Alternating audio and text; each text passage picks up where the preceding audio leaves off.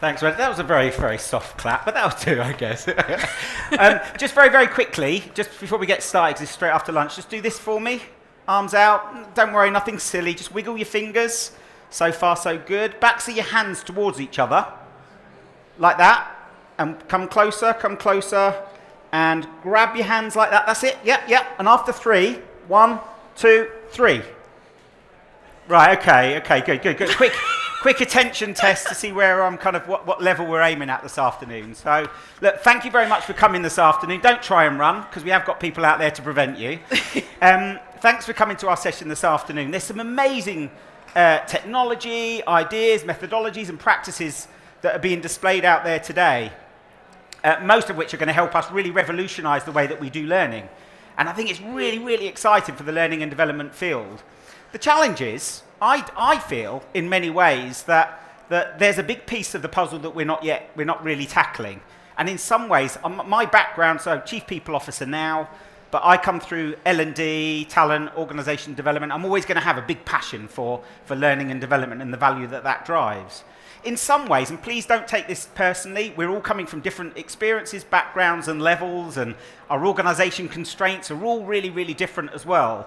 But I think in some ways L&D today is where HR, purer HR, was 5 years ago. Because for many, many years, what I kept hearing was the HR function saying, we want a seat at the table. We want to be where the discussions are happening so that we can make sure that we're adding the most value at the right time.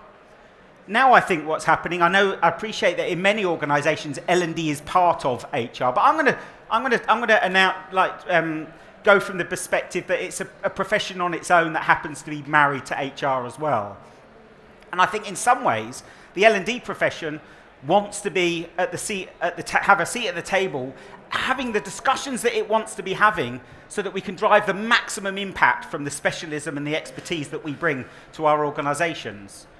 So all of that great stuff that's happening out there today is brilliant, but I think there's a bridge that we need to cross in order to maximise the value and impact that stuff really brings.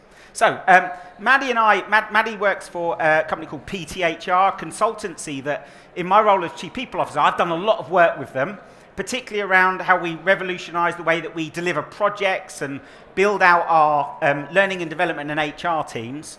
So we thought we'd do something together today, PTHR and myself. We're not going to go into what we do beyond that, because if you want to know anything about PTHR, speak to Maddy or just Google, right?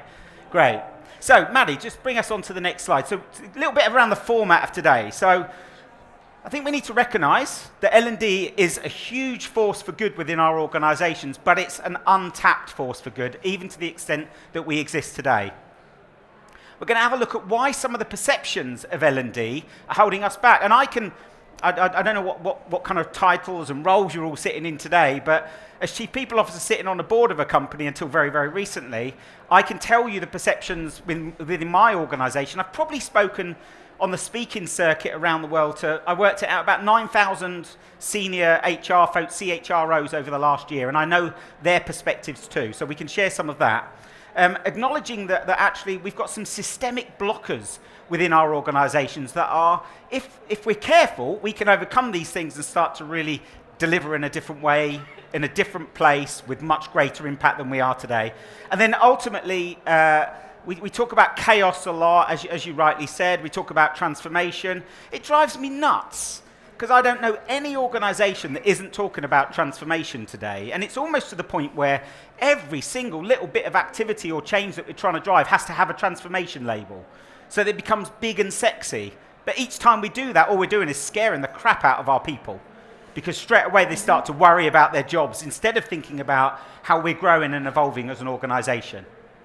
Yeah, Great. Absolutely. So, L&D, positive power, force for good and change in our organisations. And I think in some ways the world. What we have in L&D, generally speaking, from those people that certainly that I've interacted with, which have been in the thousands, are people who are really, really passionate. I'm still passionate, hugely so, about L&D. We're really passionate about continuing to build our own capabilities, our skill sets, and the value we bring to our organisations. We're really serious with serious intent, believe that we can change and improve and strengthen the health of our organisation and improve the performance. But we're held back. So if I'll give you an example, things like performance management, we're all very familiar with that. Every year, our business leaders say that our performance management processes doesn't work, and every year HR changes the form. It's not the bloody form. And we all know that in L&D. We know that damn well, because there's a whole range of capabilities that go around what should be a revolutionised process within our organisations to make a difference.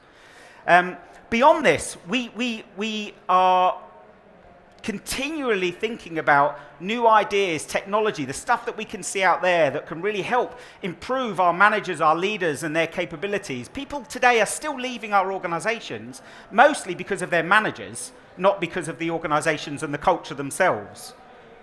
But most of our leadership and management programs, although they feel really, really good for us as L&D professionals, aren't making the impact that we want to today. And there's reasons for that, and we're going to go into that in a very, very little while.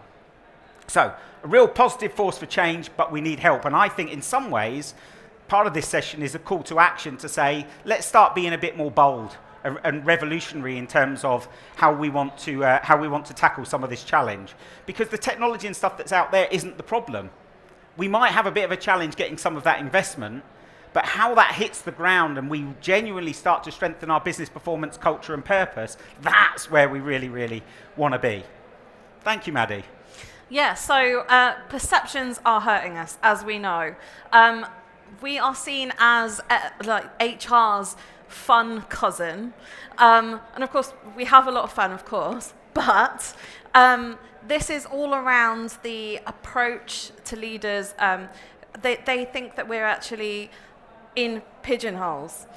We have this catalogue of things that we just come and we deliver it, and that's pretty much it. So that's how we are often seen. And of course, we are so much more than that as a profession. Compliance is another thing. Bertie and I were talking about this yesterday. Compliance often sits with us as well, and so it looks like learning is mandatory, and that's pretty much all we do. We're enforcing learning upon people, and that's something, you know, we were talking, where should that sit? Where should compliance sit? Should it sit with L&D, with HR, or should it sit with legal, for example? And sorry, Maddy, we'll do this, we'll cut in with each other as we go through. The challenge with compliance sitting with L&D is that people start to resent learning. Yeah. Because they look at it as another thing that I'm going to have to do that gets in the way of my job, instead of L&D, which we truly believe, right, is an enabler of our organisations. Yeah, or it's another bit of e-learning that I've got to do before I actually do my job. It's frustrating for people. And of course, it needs to be done, but where should that sit? And there's this thing around need for more proof points showing impact. So what impact are we actually having? Do we have that seat at the table? Some organisations, L&D does have a seat at the table, but we're so much more than that training, facilitation, even the coaching aspect of it. And so that's something that I think absolutely is a perception that is hurting us. HR, we all know itself is completely buckling under pressure.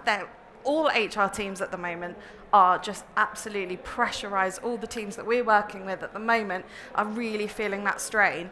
And so there's less of the working together with L&D, with other areas. So if you're familiar with Perry Timms' HR 3.0 model, we're talking about different functions working in silos. We're all looking at the same thing. So our goal is to make really fantastic workplaces and develop our people, but actually we're all just working in our own space. We're all working in, I don't know, L&D, HR, for example, and we're not crossing over because of that pressure. So that's something that we kind of need to look at when it talks about perceptions, for example. And L&D, as almost like an impact of that, isn't where we go to tackle the tough stuff. So again, it's that, we can do, I don't know, a leadership development course, for example. We'll just run that because we've got a problem with management. It shouldn't be like that. And I think we're all feeling the same frustration. If I think about the range of transformation programs that I've been involved in, L&D should absolutely be involved early on some of those discussions. Yeah, instead, it gets brought in at the end. And there's, the expertise, the depth of expertise that we have is immense. If I think about, I did an exercise recently, Maddy, where I looked at the capabilities within HR, and when an average manager or leader looks at a business partner for HR, there's something, I worked at, I was like 65 different capabilities, from a coach, facilitator, data expert, AI expert, team development.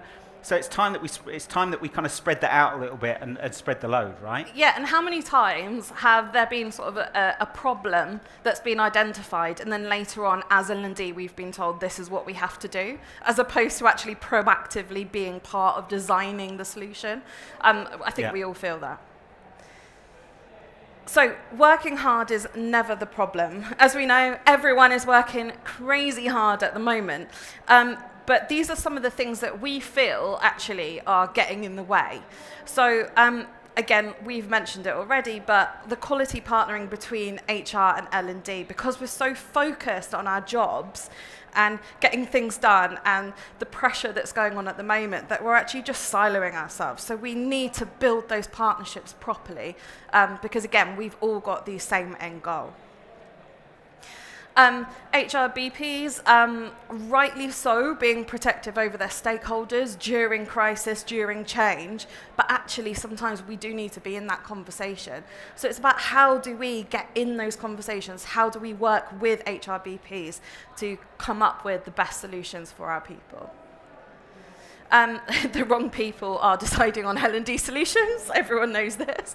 Again, it's part of that getting told what we're doing rather than being in the kind of the design phase, coming up with those solutions together. So yeah, that's absolutely part of that. And then being brought into discussions too late, again. Chaos and change. Now this, again, is something that Bertie and I are talking about. We've been talking about how everything is in chaos and change for ages, feeling like actually it's going to change, it's going to be fantastic next year, or new year, it's going to be really strong sailing. But actually, if we're looking at what's going on in the world, politics, technology, AI, actually I think chaos and change is going to stay. It's the new norm. So I think we've got to stop battling with it and actually find a more proactive way of sailing through that. And then, of course, not everybody appreciates that the skills, knowledge, and capabilities are actually central to transformation. So if your organization is going through change, is going through a transformation, like we said before, with the pressure, people are just really focused and fixated on, I don't know, restructuring a certain area. And a lot of people, a lot of managers aren't necessarily thinking more strategically because they are under so much pressure to make these changes that the higher ups are potentially saying.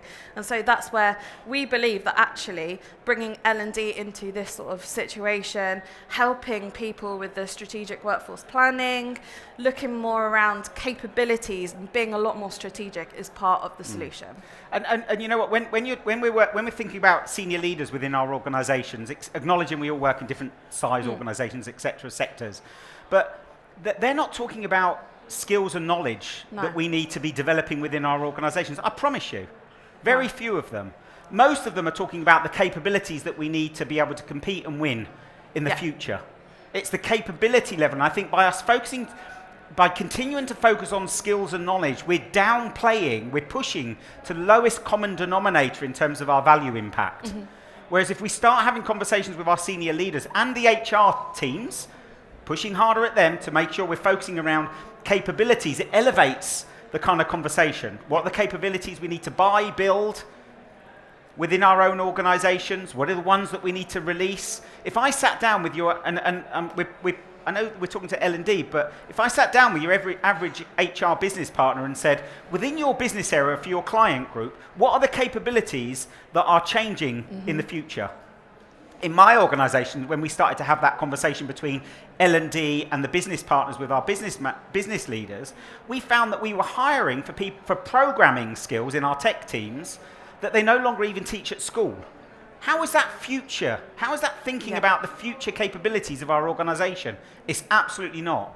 And because we know that HR aren't doing that because, in fairness to them, they've got a lot on. All roads come back to talent and cash in business, and that means that there's a lot of pressure onto HR. But it's onto us to say, right, HR, we're going to start to make this easier for you, and we're going to partner in a different way than we do today.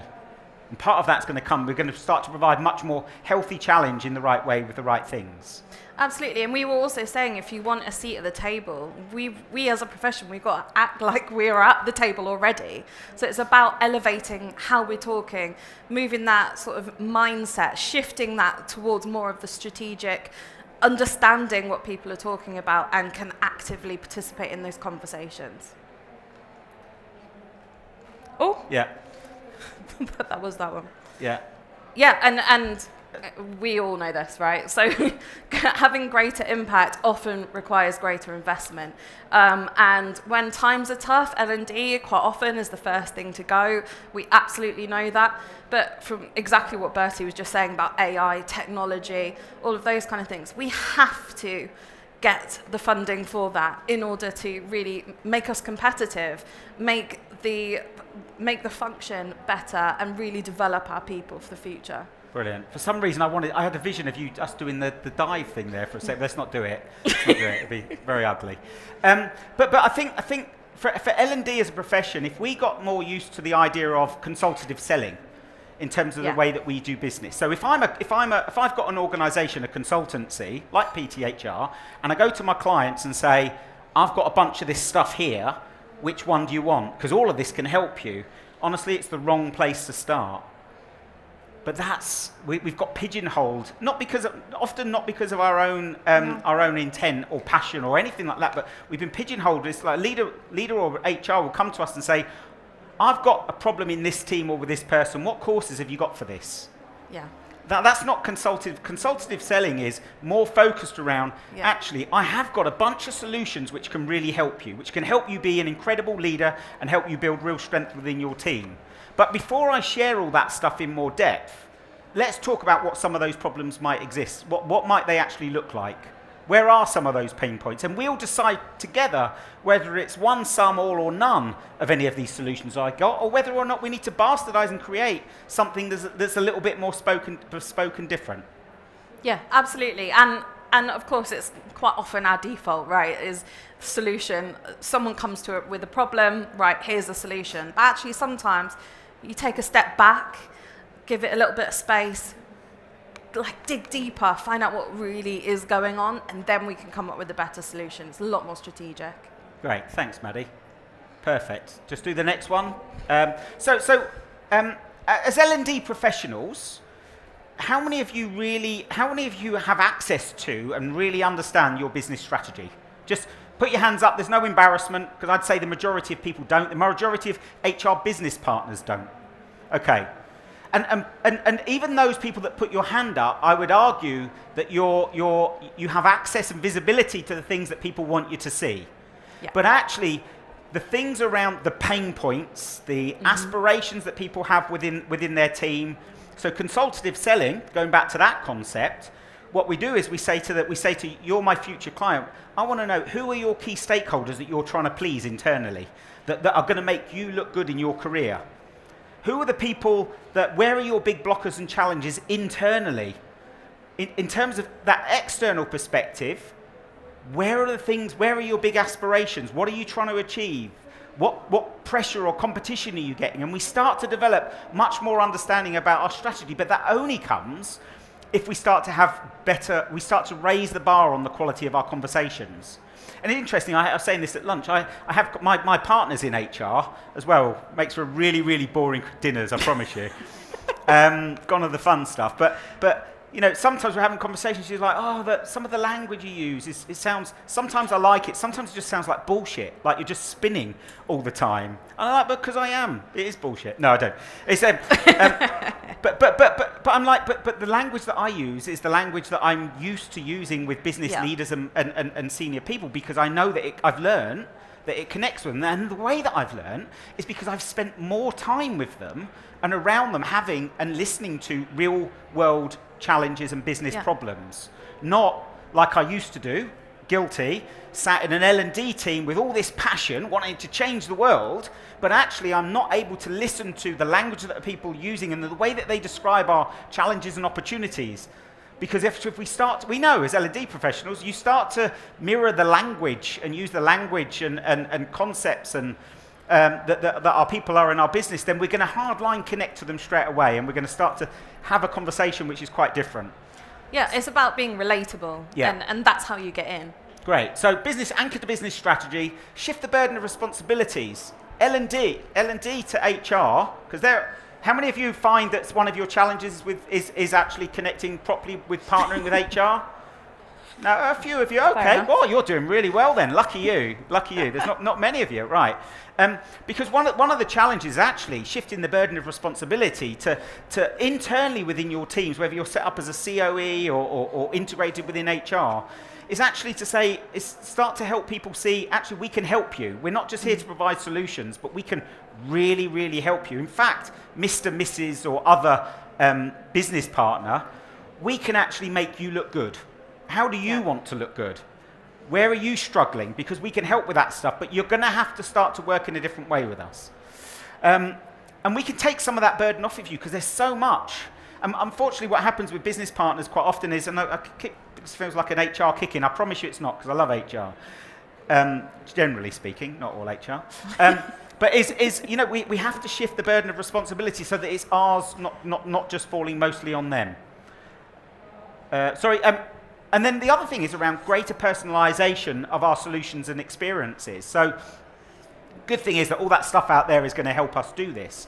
But it's really starting to personalize the learning experiences for individuals, not just for our teams and our organizations. When you go on, and there's some great stuff around this through literature at the moment around kind of how you change. Atomic Habits is a great book that kind of helps to illustrate this, and it talks about Netflix. The good thing about Netflix is it drives really lazy behaviors, automatic thinking. So when you finish a series, what it does is it automatically rolls through to the next one so that you don't even have to push a button. It makes it seamless experience by taking out the hassle and the effort required to actually drive new habits, to do something else, to watch more programs. So in our organizations, we have to think about how can we create more personalized experiences for people. Development experiences that people can really connect with. There's a lot of work gone in around building learning organizations. I'll tell you now as an older man of 52, that's a conversation that's been going on for about 30 odd years and I've not seen one yet. Yeah. Right?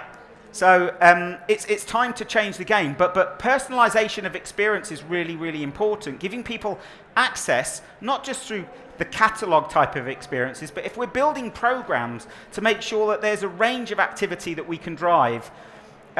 We'll talk about it later on the slide, but I'll bring it up here, that the whole concept of experimentation, for me, is the biggest light of freedom within our organizations. One of the biggest lights of freedom, because we count so much on this big stuff, on our big programs to land well. And I tell you now, the vast majority of L&D work that I've seen in my whole of my career, very little impact have I ever seen really demonstrated beyond the anecdotal and beyond data where it's absolutely measurable. But that doesn't mean that it's not impactful. Yeah, and that's where the engagement piece comes in, creating a really lovely learner experience where there's something for everybody. So there's something that will really empower and engage people, something that's really meaningful and impactful. So we were talking actually downstairs, there's a lot of really good examples like using magic, you can use comedy, all of those kind of things that will really engage, empower certain people, but it might put other people off. So we've got to have other things for other people as well. There's got to be something for everybody. Yeah, and then we'll leverage a blend of science and technology. Now I can tell you, we all use ChatGPT, right? Yeah. Yeah, we do. Okay, right, okay. If you don't, then you just ought to anyway. Yeah, get on it. But I asked, and it's things like this, lessons like this. I asked my team, we were asked to measure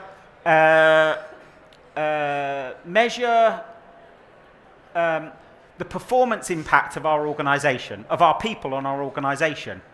And I set up a leadership meeting. My team said, we'll help you. I had 9 people in a room, and I got them in a room, and we were prepared to have 3 hours all focused on this, 9 people, focus on exactly this topic. And I said, well, there's no point. We can cancel the meeting at the beginning. It was a little test. I said, because I put it into ChatGPT, and I've got the answer already. So what took me 2 minutes, you were all about to waste 27 hours worth of our leadership time focused on this BS. So whilst that sort of technology exists and it's kind of old school now, or a lot of people are using it, we're not using it to great effect. No. Or HR business partners not using it to script. I used it with my team to say I've got a political challenge. My team has all of a sudden become very political, and I plotted out the different players and their behaviour, and I got some great scripting back. So there's some really good stuff, but don't assume just because you're using this science and technology that your teams are the people who are working alongside you in different capacities to drive value. Absolutely. But this is really key. When I speak to, at its best, L&D can drive huge impact beyond what I call tactical, which is the day-to-day stuff. It can drive huge impact if between L&D and HR and other COEs, if they exist, are doing strategic workforce planning. But I can guarantee with absolute certainty that probably 80% of this room, your HR teams aren't doing strategic workforce planning properly. Or at all. They have plans for the following year, but they're not looking at things like spans of control or capabilities for the future, or do we have too many managers that have only got one person, where actually that works out as a very expensive organisation to run because we've got lots of managers paid more money who are only managing 1, 2 or 3 people. So there's a lot of work that can be done to help educate your teams around what strategic workforce planning is, and that could be your business leaders or your HR teams themselves. Now, you could say, actually, that's not our responsibility, because that's the role of HR. But if they're not doing it or they're not getting it, why wouldn't we want to be involved? Because actually what it does is start to build pipeline activity around talent acquisition activity for the year ahead. What are the capabilities at a leadership level that we need that are missing at the moment, or a management level that are missing, where we're trying to get to? It can talk about the kind of more tactical development solutions that we need to put in place that aren't just as a result of listening to an engagement survey. Because strategic L&D activity should not be happening because we've just had our engagement results through, and now we need to develop a whole bunch of programs to help fix the problem. Because the organisation is broken, like most, in many ways, and then all of a sudden there's a problem, and it's like, so L&D, how are you going to fix us? So instead of a group-wide, organisation-wide effort, there's a lot of focus and pressure on L&D to fix the problem. It's not L&D's problem to fix. It's a collective one. But the more we adopt the current stance, which is much more familiar, but not absolute, the less chance that's going to happen. And I'm not going to talk much more around this, but reporting, measuring, and tracking is critical. One of the things that I found really good, actually, from an L&D perspective in particular for this with senior leaders is, senior leaders, HR, I don't like to be told what to do by anybody. But what we found is by creating what we call leaderboards around activity, whether that is around performance reviews, discussions, or you create leaderboards that get shared into a range of leaderboards that get shared in leadership packs, I promise you, with huge certainty, you'll drive more action and improvement than ever trying to beat people up for a stick for not completing or doing something that you want them to do. Because nobody wants to be at the bottom of a leaderboard. Nobody. Someone's always going to be. But nobody wants to. And I just think it's a huge weapon in our arsenal that we're not really using at the moment, particularly when it's kind of organisation-wide activity that we're trying to drive. No one will want to be at the bottom of that. And I've seen really senior board members jump to action and, while we're in board meetings, email their team saying, right, I'm at the bottom, this is not acceptable, I don't want to be in this place, you all need to get this done. Yeah. It's all about the gamification. So, with all of that being said, we believe it is time to cut the strings of the past. So it's all about building those meaningful relationships with the right stakeholders. So of course that is our BPs, for example, HR, but it's also the people that are on that top table where we want to make changes. Shift the focus towards building capability. So again, exactly what Bertie has been saying. The future of our organisation is actually in our hands too. So where we were talking about maybe skills is not really seen as strategic. It's important, of course, but actually if we're looking at those kind of things on a bigger scale, capabilities is where we want to look. So it's around shifting how we talk, our mindset, and how we relate basically to the people on that table. And your own capabilities. So if you think about companies want to be more agile, this is where I first met you guys, right? We introduced agile methodology, ways of working for our HR and COEs teams in terms of the project deliverables, and it transformed the way we work, completely transformed.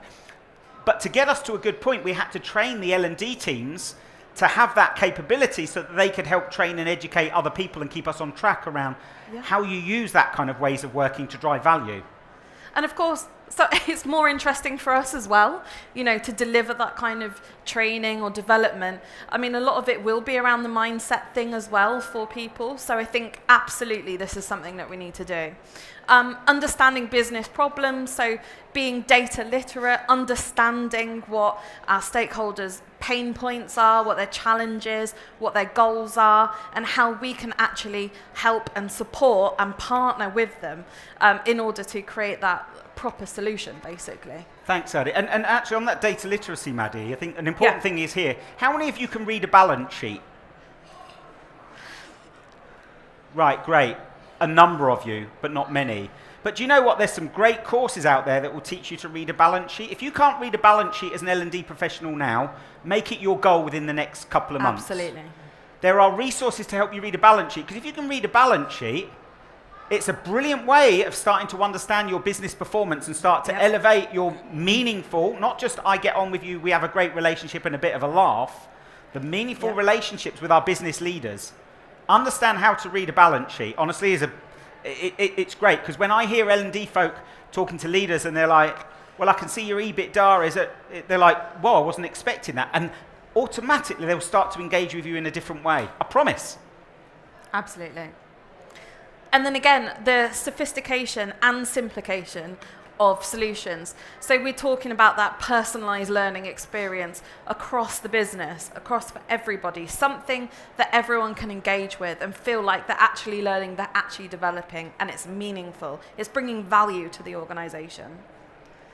Leading the way for role model partnering, so we've already talked quite a lot about that, but working really closely with our BPs and saying, you know, how can we actually boost you up? And the other way around, how can we work together to our advantage, essentially?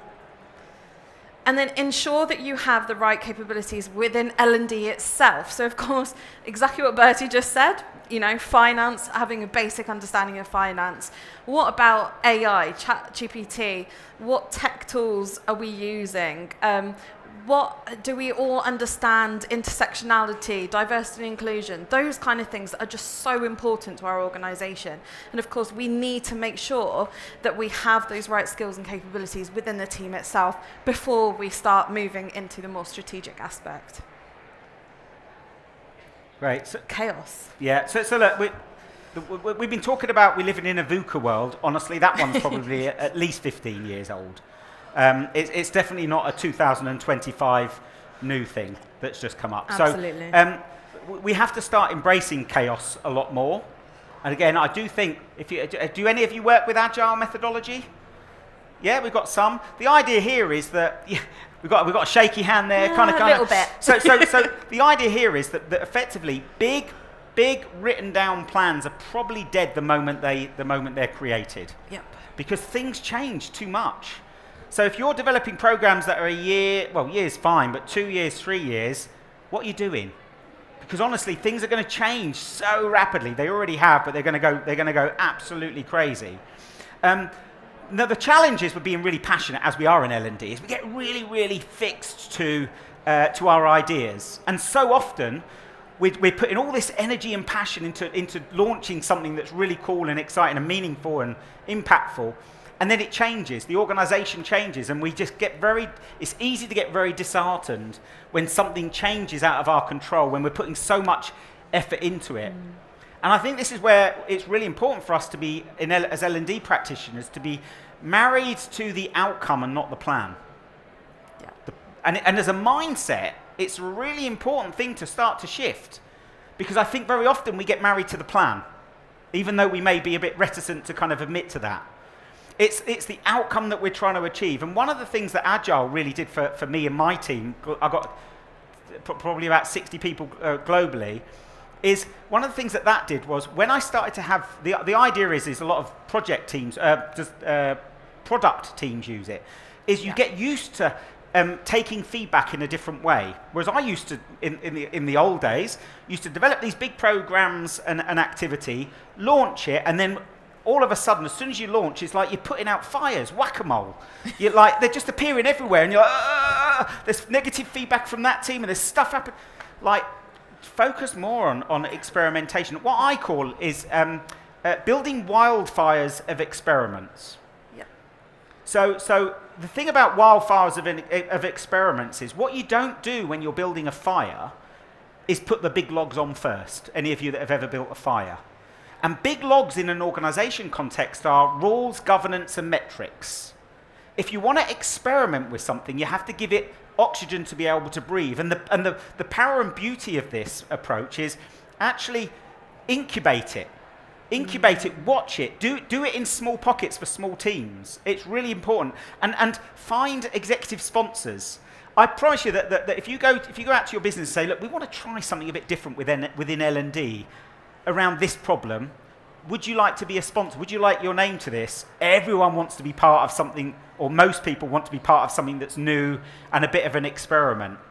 And you can track that and find out how it's going and, work small before you start to take it to a bigger stage. But instead, I think we still rely on doing these kind of counting on what I call the big bets a lot more.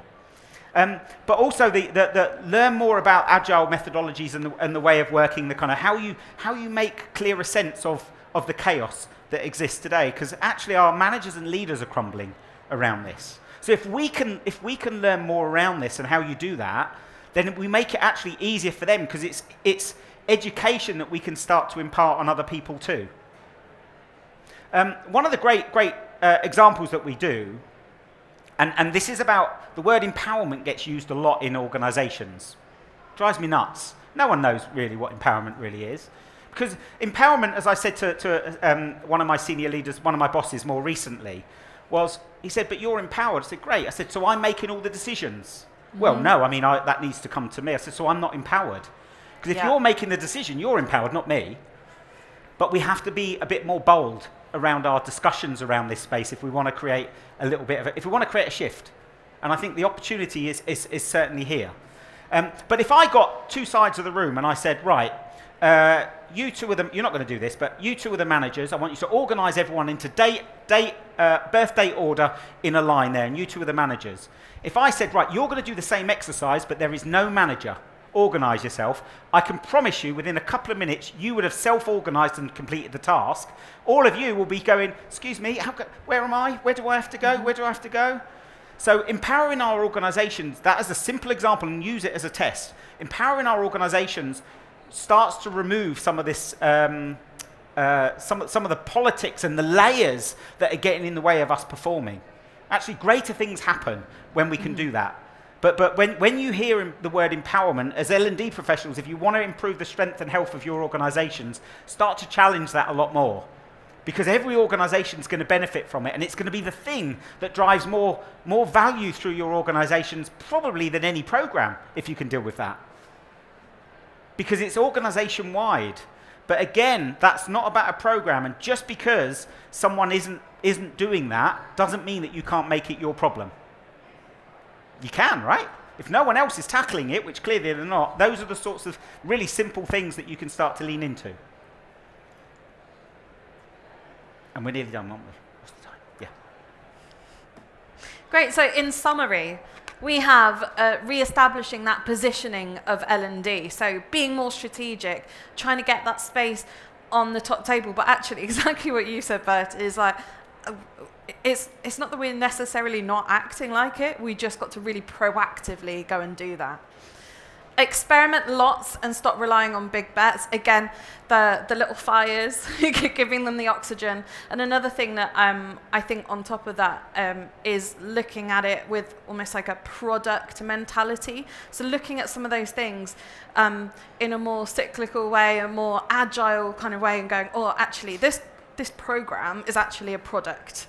And we are getting this feedback, so we can be a little bit more agile. We can tweak this here, or actually we need to, I don't know, have a better LMS for this, or whatever it may be. So be a lot more experimental.